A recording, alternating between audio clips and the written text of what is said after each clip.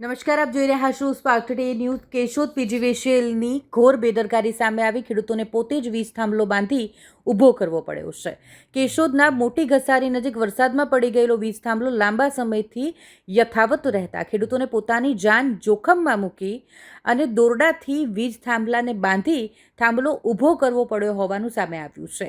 ખેડૂતોના આક્ષેપ મુજબ 3 વખત લેખિત અને મૌખિક રજૂઆત કરી છે, તેમ છતાંય પીજીવીસીએલ દ્વારા કોઈ કાર્યવાહી ન કરવામાં આવી.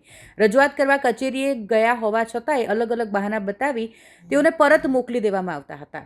ખેડૂતોએ ચેતવણી આપી છે કે તાત્કાલિક થાંભલો બદલવામાં નહીં આવે તો કોઈ નિર્દોષનો જીવ જોખમમાં મુકાઈ શકે છે.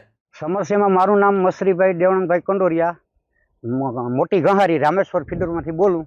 જે આ અટાણી સ્થળ ઉપર વિભા એ થાંભલો ભાંગી ગયેલ છે. વારંવાર અરજી દીધેલી છે, વારંવાર જાણ કરેલી છે. સ્થળ ઉપર કોઈ આવતું નથી અને જાનની જોખમી અહીંથી ખેડૂત નીકળે છે. અને આજની તારીખમાં એ ફોન કરી અને કીધેલું છે કે ભાઈ તાર ભેગા છે, લાઇટ ન આપતા, તો છતાં એ લોકો વારંવાર ટ્રીપ આપે છે.